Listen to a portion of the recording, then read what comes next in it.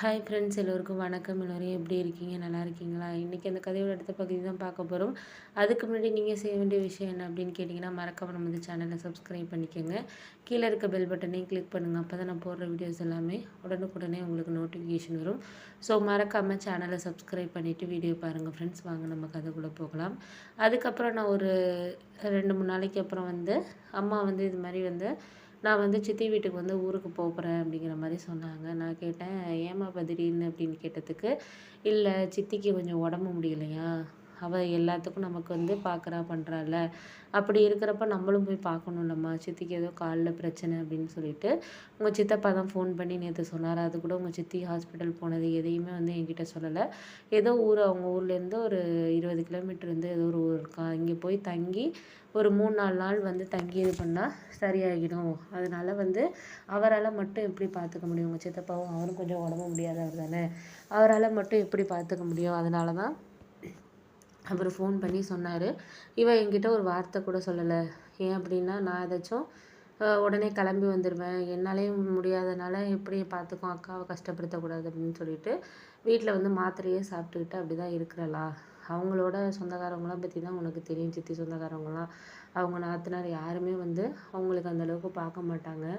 அவங்க ஏன் இப்படி நல்லா இருக்கிறாங்க அப்படின்னு யோசிக்கிற ஆளுங்க தான் அதுங்கெல்லாம். அதனால வந்து நம்ம தான் போய் பார்க்கணுமா அப்படின்னோடனே, சரிம்மா நானும் அப்போனா ஒரு 1 வீக் எனக்குமே வந்து கொஞ்சம் ரிலாக்ஸாக தான் இருக்கணும்னு தோணுது. அதனால நான் முடிஞ்ச வரைக்கும் நானும் ஒரு 1 வீக் லீவ் போட்டு உங்க கூட வரவா, சித்தியும் பார்த்த மாதிரி இருக்கும். எனக்கும் இப்போ ஒரு 4 மந்த்தாக வந்து தொடர்ந்து ஒர்க்குக்கு போயிட்டு இருக்கிறதே வந்து எனக்கு ஒரு மாதிரி ஸ்ட்ரெஸ்ஸாக இருக்கிற மாதிரி இருக்குது அப்படின்னோடனே, சரிம்மா அப்போனா எனக்கு சந்தோஷம்தான், நானே ஒன்று வரலாம் வரியா அப்படின்னு கேட்கலான் இருந்தேன். நீ சொல்லுவ எனக்கு ஆஃபீஸில் நிறைய வேலை இருக்குது, லீவ் போட சொல்கிறேன் அப்படின்னு சொல்லிட்டு நீ சொல்லுவேங்கிறனால தான் நான் வந்து உன்னை கேட்காம இருந்தேம்மா அப்படின்னோடனே, சரின்னு சொல்லிவிட்டு அதுக்கப்புறம் வந்து நானும் வர்றேம்மா, எனக்கும் வந்து சித்தியை பார்க்கணும், ஏன்னா அவங்க எல்லா விஷயத்துக்கும் நமக்காக வர்றாங்க அப்படிங்கிறப்போ நம்மளும் போய் பார்க்கணும்ல சித்தியை அப்படின்னு சொல்லிட்டு அதுக்கப்புறம் நானும் அம்மாவும் வந்து கிளம்புனோம். கிளம்பி வந்து சித்திக்கு நாங்கள் வர்றதே தெரியாது. நாங்கள் சித்தப்பாட்ட சொல்லிட்டோம், சித்திக்கிட்டெல்லாம் எதுவும் சொல்ல வேணாம், சொன்னால் வந்து எங்களை வர வேணாம் அப்படின்னு சொல்லிட்டு சொல்லுவாங்க, அதனால் நீங்கள் வந்து சொல்லாதீங்க அப்படின்னு சொன்னோன்னே அவங்களும் வந்து சொல்லாமல் தான் இருந்தார்.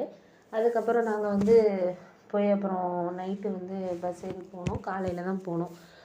கோயம்புத்தூருங்கிறதுனால நாங்கள் திருச்சியிலேருந்து போகிறதுக்கு வந்து நைட்டு ட்ராவல் ஆகிடுச்சு.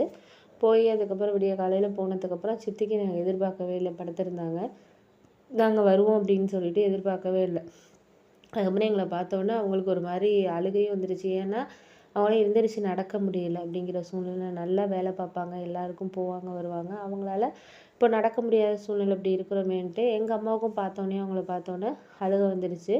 வேறு அதை எப்படி எங்களால் இது பண்ணிக்கிறதுனே தெரியல, அந்த மாதிரி ஒரு சூழ்நிலையாக இருந்துச்சு. சரின்னு சொல்லிட்டு அதுக்கப்புறம் வந்து பார்த்ததுக்கப்புறம் ரொம்ப ஒரு மாதிரி அம்மா 2 பேரும் கொஞ்சம் நேரம் பேசிகிட்டு இருந்தாங்க.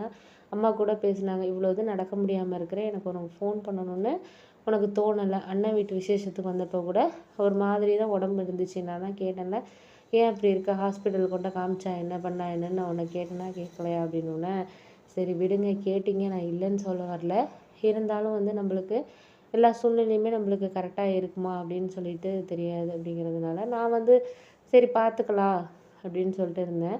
அதுக்கப்புறம் வந்து இல்லைக்கா, நான் உன்கிட்ட சொல்லக்கூடாதுன்னுலாம் கிடையாது, எனக்கும் சொல்லணும்னு தான் தோணுச்சு.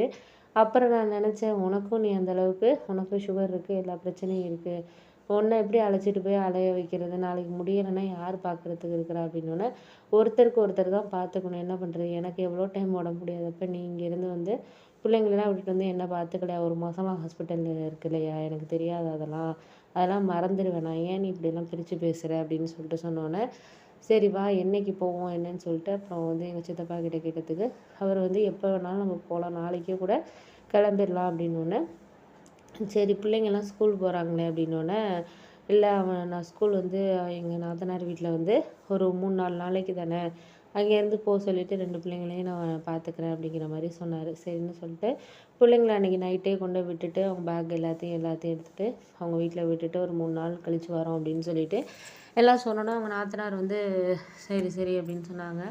சரின்னு சொல்லிவிட்டு அதுக்கப்புறம் என்னாச்சுன்னு பார்த்தீங்கன்னா, மறுநாள் கிளம்பி நானும் சித்தி எல்லாருமே இந்த காரில் அந்த ஊருக்கு போனோம்.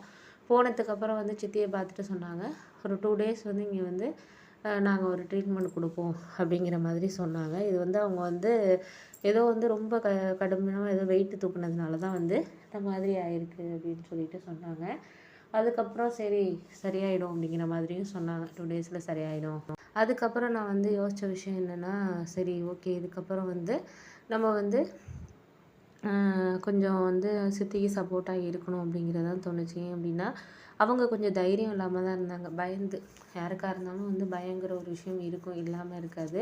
ஏன்னா, அவங்க அவ்வளோதான் ஹாஸ்பிட்டல் இதுக்கெல்லாம் வந்து அந்த அளவுக்கு போனது கிடையாது. அவங்க திடீர்னு வந்து இந்த விஷயத்த வந்து அவங்களால வந்து 2 டேஸ் வந்து நிறைய ட்ரீட்மெண்ட்டு இந்த இதெல்லாம் குடுப்பாங்க அப்படின்னோனே, அவங்க கொஞ்சம் பயந்தாங்க. என்னங்க இப்படி சொல்றாங்க அப்படின்னோனே, அதுக்கப்புறம் சித்திக்கு நாங்க தான் தைரியம் குடுத்தோம். எ ரொம்ப பயந்த மாரி தான் இருந்தாங்க. அதுக்கப்புறம் நான் சித்திக்கிட்ட போய் பேசினேன். "நீங்க பயப்படாதீங்க. பயந்தா ஒண்ணுமே நடக்காது.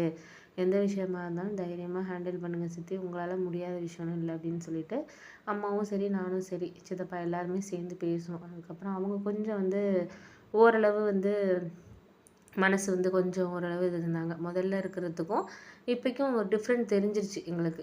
ஏன்னா, இந்த அளவுக்கு கொஞ்சம் ஓரளவு மனசு எங்களுக்கு புரிஞ்சிச்சு. சரி ஓகே அப்படின்னு சொல்லிட்டு, அதுக்கப்புறம் வந்து அ அவங்க வந்து கொஞ்சம் ட்ரீட்மெண்ட்டுக்கெல்லாம் இது பண்ணாங்க. அதுக்கப்புறம் அங்கே இருக்க நர்ஸுங்கலாம் வந்து கொஞ்சம் பேசி அவங்கள இது வந்து கொஞ்சம் ரிலாக்ஸாக இது பண்ணிவிட்டு, ஏன்னா அது கொஞ்சம் வலிக்கிற மாரி இருக்கும் அப்படிங்கிறதுனால, கொஞ்சம் இதா இருக்குங்கிறதுனால, கொஞ்சம் அவங்களுக்கு வந்து மனசளவுல நம்ம தைரியமா இருந்தோம்னா, எந்த ஒரு இதையும் நம்ம தாங்கிக்கலாம் அப்படிங்கிற மாரி தான் எப்போதுமே வந்து எங்கள் அம்மாவும் சரி, நானும் நினைக்கிற ஒரு விஷயம். அதே தான் எங்கள் சித்திக்கிட்டயும் சொன்னோம். அவங்களும் எல்லா விஷயத்தையும் தைரியம் தான் இருப்பாங்க. இருந்தாலும் வந்து யாருக்கா இருந்தாலும் அவங்களுக்குன்னு ஒரு விஷயம் வர்றப்போ, கண்டிப்பா கொஞ்சம் வந்து இதா இருக்கிறதா தோணும். அதனால வந்து அவங்க வந்து சொன்னாங்க. சரி ஓகே அப்படின்னு சொல்லிட்டு, அதுக்கப்புறம் என்ன ஆச்சுன்னு பார்த்தீங்கன்னா, ஒரு 2 நாள் அப்படியே ட்ரீட்மெண்ட் போணுச்சு. அப்புறம் கொஞ்சம் கொஞ்சம் வந்து ஒரு கம்பெல்லாம் புடிச்சுக்கிட்டு நடக்க ஆரம்பிச்சாங்க.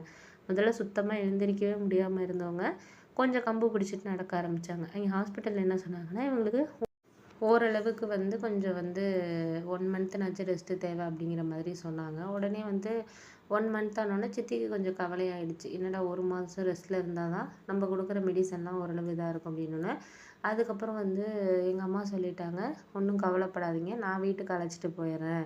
கார் மட்டும் ஒண்ணு புக் பண்ணிடுங்க. இங்கேருந்து ஹாஸ்பிட்டல்லேருந்து நான் வந்து அழைச்சிட்டு போயிர்றேன். நீங்க வந்து என்ன பண்றீங்கன்னா, பிள்ளைங்கள நீங்க பார்த்துக்கங்க. கொஞ்சம் ஸ்கூல் கிளப்புறது இத மட்டும், சாப்பாடு செய்றது மட்டும் நீங்க பார்த்துக்கிட்டீங்கன்னா போதும். ஆஃபீஸ்க்கு கொஞ்சம் முன்ன பின்ன இந்த 1 மாசம் மட்டும் கொஞ்சம் பார்த்து இது பண்ணுங்க." அப்படிங்கிற மாரி சித்தப்பா கிட்ட சொன்னாரு. அவர் சொன்னாரு, "அத பத்தி ஒண்ணும் பிரச்சனை இல்ல. நான் பிள்ளைங்கள பார்த்துக்கிறேன். அதான் பொண்ணு தான் ஓரளவு சமைப்பா. அதுவும் அவளும் நானும் ஓரளவு சேர்ந்து சமைச்சோனாலே போதும். நான் ஈவினிங் கொஞ்சம் பர்மிஷன் கேட்டுட்டு ஒரு 1 மாசத்துக்கு தானே நான் சொன்னேன்னா, அவர் சீனியர் வந்து கொஞ்சம் ஏத்துப்பாரு. அத பத்தி ஒண்ணும் கவலை கிடையாது." அப்படிங்கிற மாரி சொன்னோனே, சரி ஓகே அப்படின்னு சொல்லிட்டு, அதுக்கப்புறம் வந்து மெதுவா ஒரு சில விஷயங்கள் வந்து அப்புறம் சித்தி ஃபர்ஸ்ட்டு சொன்னாங்க, "ஏன்க்கா உனக்கு நான் வந்து கஷ்டத்த குடுக்க விரும்பல. நீயே வந்து பல இதுல இருக்கிற. அதனால நான் வந்து என்ன பண்றது அப்படிங்கிற ஒரு யோசனையில தான்க்கா இருக்கேன். அதனால வந்து எனக்கு கொஞ்சம் குழப்பமா இருக்கு. அதனால கொஞ்சம் வந்து எனக்கும் கொஞ்சம் இதா தான் இருக்கு." அப்படிங்கிற மாதிரி சொன்னோனே, சரி விடு அத பத்தி யோசிக்கிறதுக்கு ஒண்ணும் கிடையாது. நம்ம பார்த்துக்கலாம். ஒரு சில விஷயங்கள வந்து நம்ம வந்து கொஞ்சம் சூழ்நிலைக்கு ஏத்த மாரி நம்ம கொஞ்சம் இது பண்ணிக்கணும். அதனால நீ வந்து பிள்ளைங்கள தான் அவரு பார்த்துக்கிறேன்னு சொல்றாரு. ஏன்னா, உனக்கு வந்து உடம்புங்கிறது நம்மளுக்கு ரொம்ப முக்கியம். அப்படி இருக்கிற சூழ்நிலையில நம்மளால வந்து இந்த இத வந்து நம்மளுக்கு நம்ம 1 மாசங்கிறது ஒரு இது பெரிய விஷயம் கிடையாது. நீ வந்து இருந்தன்னா நான் பார்த்துக்க போறேன். உன்ன பார்த்துக்கிட்டு ஓரளவு கால் சரியானதுக்கப்புறம் நீ வீட்டுக்கு போய்க்கலாம் அப்படிங்கிற மாரி சொன்னோனே, அப்புறம் நானும் சித்திக்கிட்ட சொன்னேன். நீங்க வந்து இதுக்கெல்லாம் தயங்காதீங்க சித்தி. அதனால வந்து முடிஞ்ச அளவுக்கு உங்களுக்கு வந்து நாங்க வந்து சப்போர்ட்டிவ் இருக்கிறோம். நீங்க அத பத்தி கவலைப்படாதீங்க. பார்த்துக்கலாம் அப்படிங்கிற மாரி சொன்னோனே, சரி ஓகே அப்படின்னு சொல்லிட்டு அதுக்கப்புறம் வந்து யோசிக்க ஆரம்பிச்சாங்க. கொஞ்சம் அதுக்கப்புறம் வந்து அவங்களே வந்து கொஞ்சம் புரிஞ்சுக்கிட்டாங்க. இது மாதிரி வந்து சில விஷயங்கள வந்து கொஞ்சம் புரிஞ்சுகிட்டு, அவங்களே கொஞ்சம் இது பண்ண ஆரம்பிச்சாங்க. அதுக்கப்புறம் சித்தி வரேன் அப்படின்னு சொல்லிட்டு சம்மதிச்சாங்க. அதுக்கப்புறம் தான் எங்களுக்கும் கொஞ்சம் சந்தோஷமா இருந்துச்சு. அப்புறம் சித்தப்பா வந்து நாங்க வீட்ல விட்டுட்டு 2 நாளைக்கு அப்புறம் அதுக்கப்புறம் வந்து அழைச்சிட்டு போனோம். சித்திய அழைச்சிட்டு போயிட்டு, அவங்க கொஞ்சம் வந்து முதல்ல கொஞ்சம் கஷ்டமா தான் இது பண்ணாங்க. அதுக்கப்புறம் அம்மாவுக்கு நான் ஆஃபீஸ் போனதுக்கப்புறம் வேலை கிடையாது. அவங்க சொன்ன எக்சர்சைஸ், அதுக்கப்புறம் மருந்து குடுக்குறது, அதெல்லாம் கொஞ்சம் வந்து பார்த்து கொஞ்சம் நடக்க ஆரம்பிச்சோனே, ஓரளவு ஒரு 20 நாள்லயே சித்தி வந்து ஓரளவு நார்மலா பழைய நிலைமைக்கு ஓரளவு ஆயிட்டாங்க அப்படின்னு தான் சொல்லணும். ஏன்னா முன்னாடி வந்து இருந்ததுக்கும் இப்பைக்கும் வந்து நிறைய ஓரளவு டிஃப்ரெண்ட் தெரிஞ்சுச்சு. எங்களுக்கே வந்து அந்த அளவுக்கு எங்களுக்கு ஓரளவு தெரிஞ்சுச்சு அப்படின்னு தான் சொல்லணும். அதுக்கப்புறம் வந்து ரொம்ப சந்தோஷமாவும் இருந்துச்சு. சரி கரெக்ட்டா வந்து நம்மளுக்கு இந்த விஷயத்த வந்து நம்ம கொண்டுட்டு போகிறதுக்கு நம்மளுக்கு இது கொஞ்சம் ஹெல்ப்ஃபுல்லாக இருக்குது அப்படின்னு சொல்லிட்டு ரொம்ப சந்தோஷமாக இருந்துச்சு. அதுக்கப்புறம் வந்து என்ன நடந்துச்சுங்கிறது நான் அடுத்த வர பகுதியில் உங்ககிட்ட நான் சொல்கிறேன் ஃப்ரெண்ட்ஸ்.